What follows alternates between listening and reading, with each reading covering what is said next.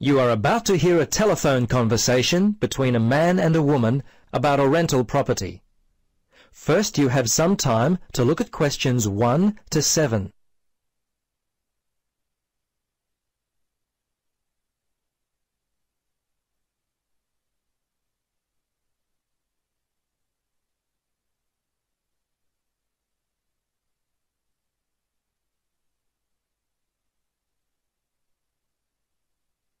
Now, listen carefully and answer questions 1 to 7.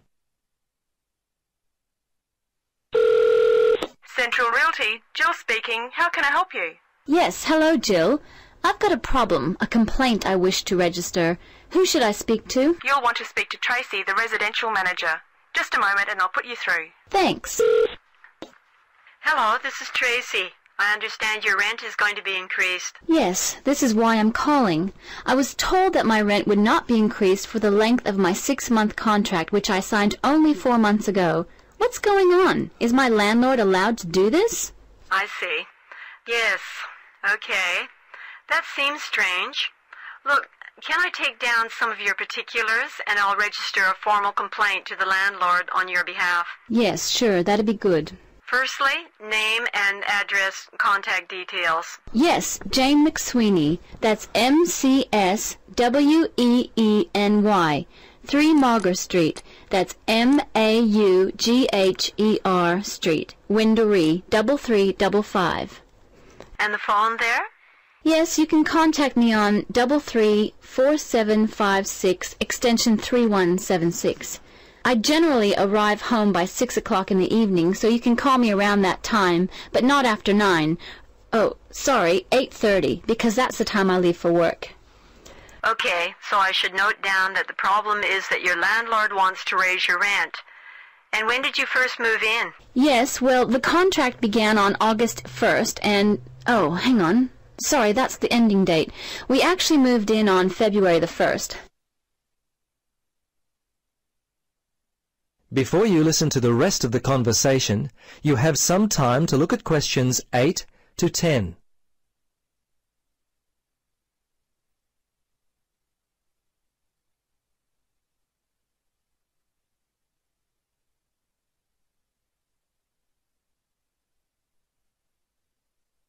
Now, listen carefully and answer questions 8 to 10. Okay, good.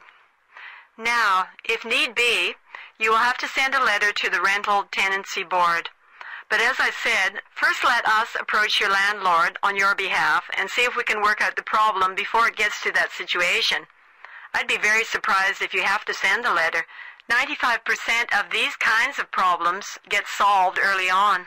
Okay. Now, if you have any problems you need to discuss, feel free to come in and talk with the general manager.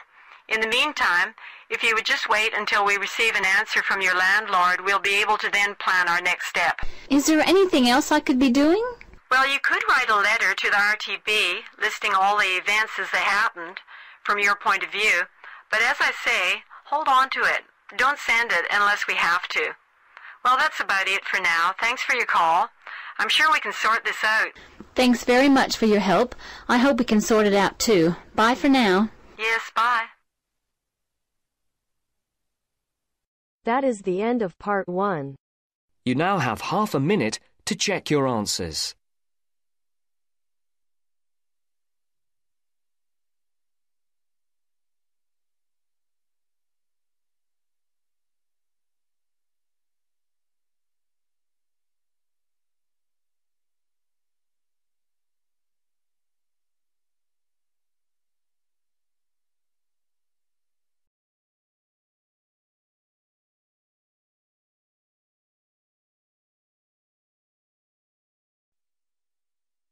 Now turns to part 2.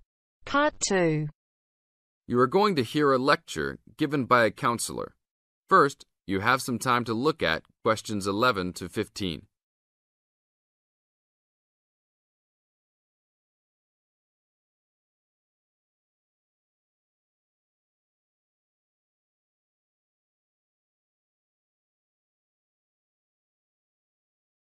Now listen to the tape and answer questions 11 to 15.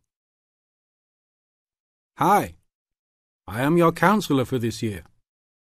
Today, we will visit the facilities available to you on our campus. As students, you should take advantage of everything you have available to you. How many of you like sports? Well, I hope most of you do, because our school has great sports facilities. We have an indoor gym with state-of-the-art equipment.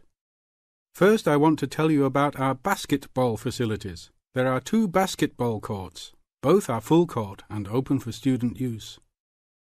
We offer basketball leagues that all students are invited to join. Just sign up with a team.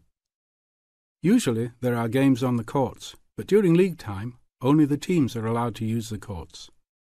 The basketball courts are open 24 hours a day. If you want a job, you can be a referee at the games. Next, I want to tell you about the tennis facilities. We have 5 tennis courts available for student use. The tennis courts are open every day, 8 a.m. until 10 in the evening.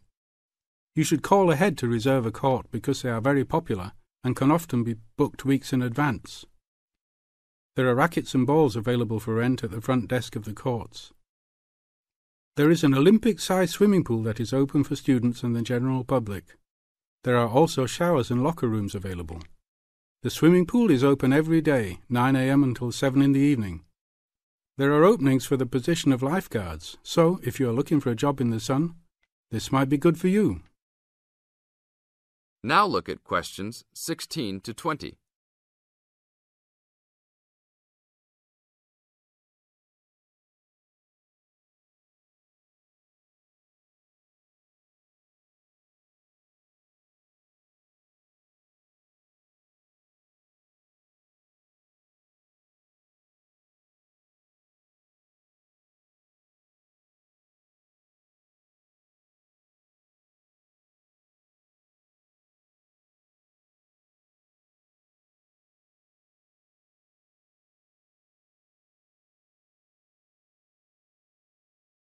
Now listen to the tape and answer questions 16 to 20. There are also 2 weight rooms and a gymnastics room. The weight rooms have all the standard equipment available. Please check with the gym to see the open hours because they vary from time to time. The gymnastics room is usually not open for individual users because there are almost always classes held in the room. However, if you are interested, you may sign up for gymnastics classes. Plus, if you like martial arts and boxing, we offer classes for everyone, from beginners to advanced students. Please check the schedule for availability. There is everything available, from Chinese wushu to Brazilian wrestling. I will talk for a brief moment about our library system. Our campus has 3 libraries available to undergraduate students, 1 additional graduate library and 1 faculty library.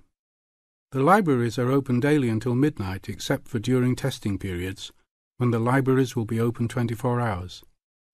Please look on a map to see where the libraries are located. All students with a valid ID can check out books, with a maximum of 10 books at a time. Books can be checked out for a 2-week period and then renewed for 1 month maximum. After that, there is a $1 fine per week that the book is overdue. I will repeat that. There is a hefty $1 fine per week. So it is a good idea to return books on time. If you lose a book, then you will have to repay the library for it, plus a fine. If you damage a book, most likely you will have to repay the value of the book. So please, enjoy the library facilities, but take care of the school's belongings. The library is also equipped with 200 computers for student use. They are all internet ready and available for use. You must sign up at the library for 1-hour time slots. You may sign up for up to 3 consecutive slots at a time. No one can use the computers without first signing in at the library. That is it for now. Thank you for your attention. That is the end of part 2. You now have half a minute to check your answers.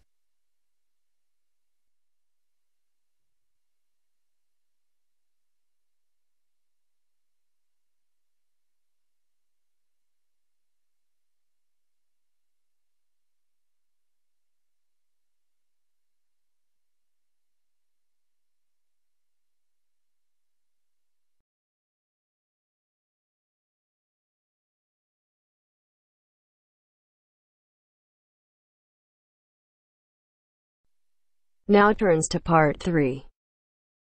Part 3. You are going to hear part of a lecture on some useful information for your travelling around Britain. Listen to the lecture and complete the notes below. First, you have some time to look at questions 21 to 25.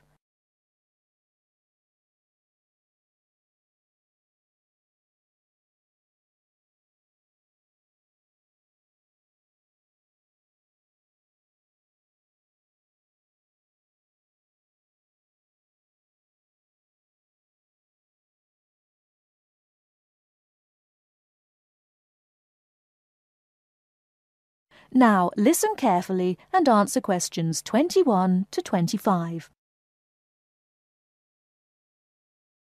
Good afternoon and welcome to the session on Britain. This afternoon, I would like to provide some useful information for you about travelling around Britain. Britain has over 700 tourist information centres.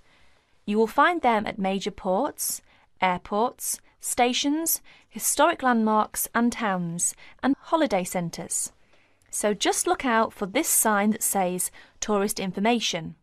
The staff will be able to answer your holiday queries, as well as provide essential maps, guides and brochures.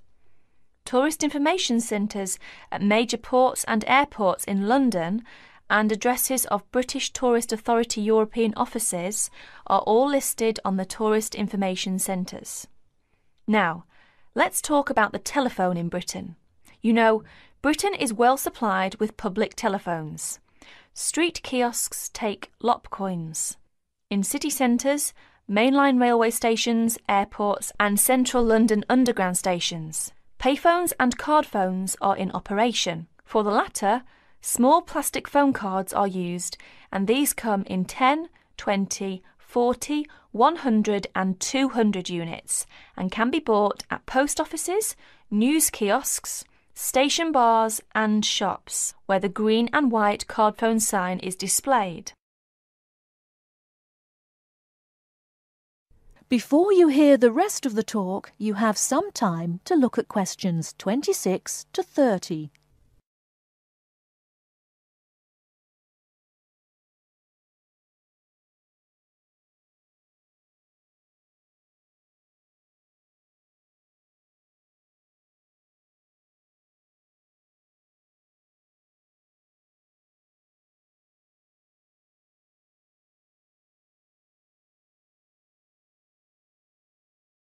Now listen and answer questions 26 to 30.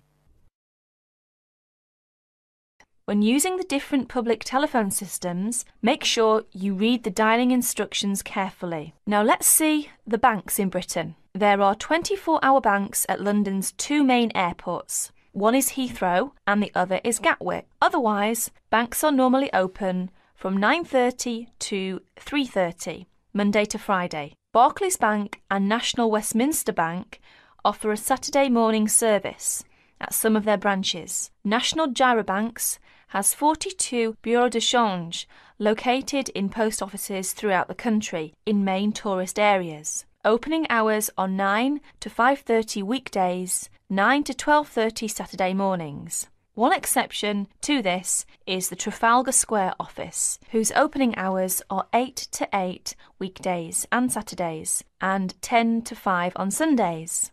The Bureau de Change services are available to overseas visitors. Visitors can change their money there. You can also change money at Bureau de Change, large hotels, department stores and travel agents.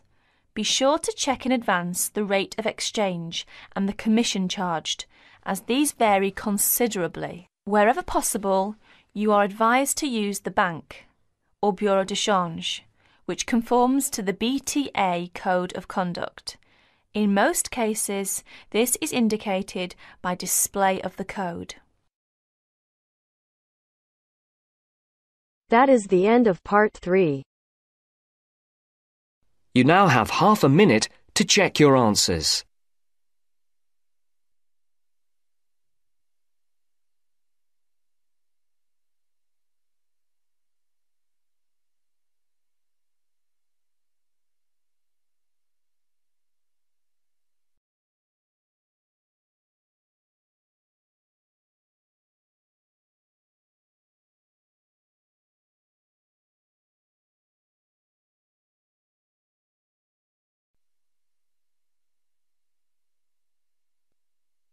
Now turns to Part 4.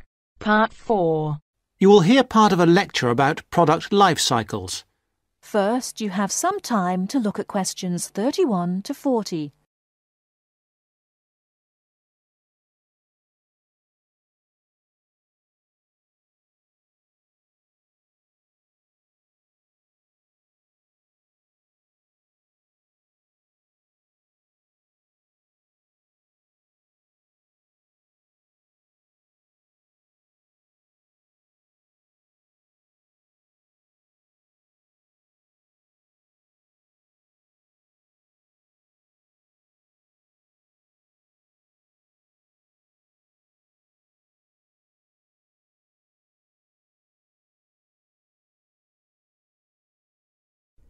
Now, listen carefully and answer questions 31 to 40.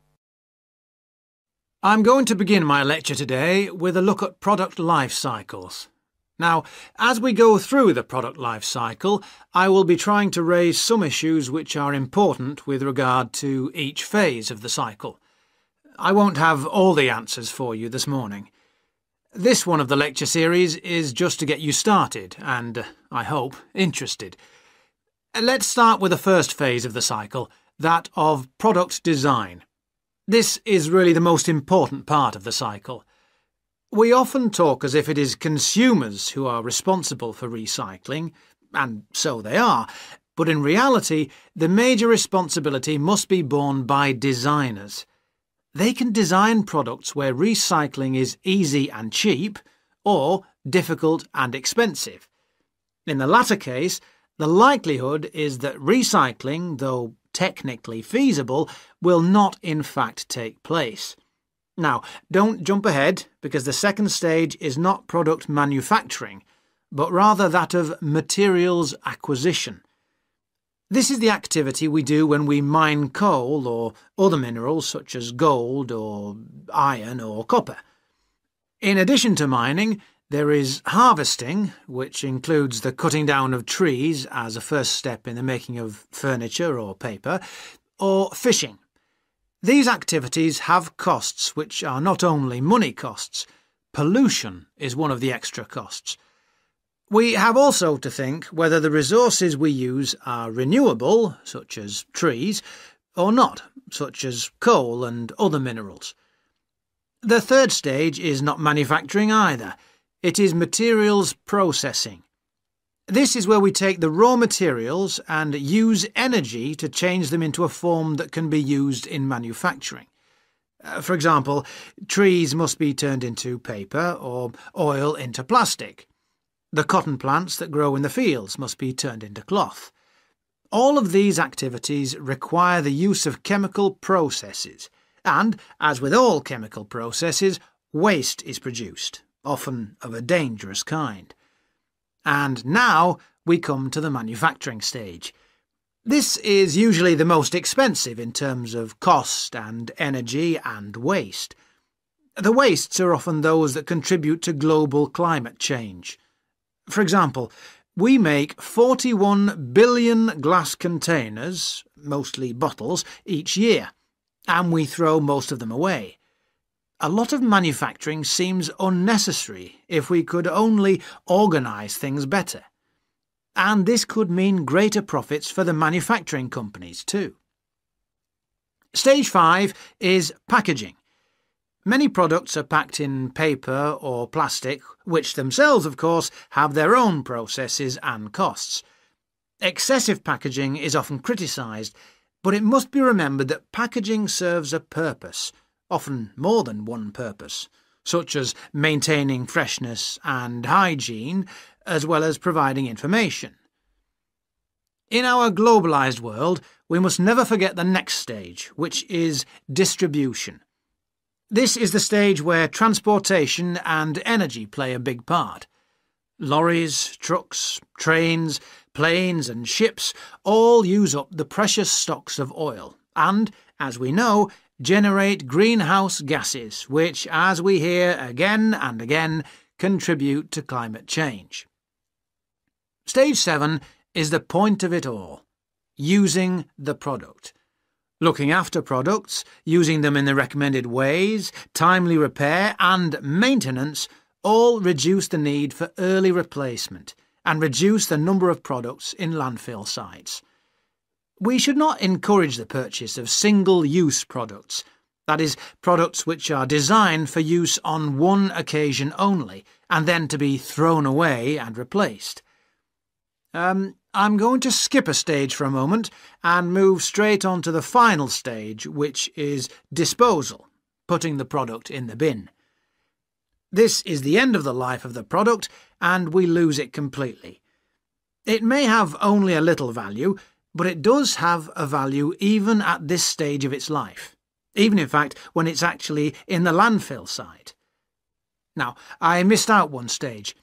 This is a cycle within a cycle. That is, within the life cycle of the product, there can be a closed-loop cycle which can extract more value from the product. This is the reuse and recycle loop. It is a closed loop because, in theory, it can continue forever, though in practice, of course, this is not possible. Recycling products mean that they can be used to make more of the same product. CDs, bottles, books, or that they can be used to make different ones. For example, 1 pound of recycled paper can make 6 cereal boxes. And if we recycled all our newspapers, we could save 40,000 trees a day. Now, with this approach to the life cycle of a product in mind, we can go on to consider life cycle analysis. That is the end of part 4. You now have half a minute to check your answers.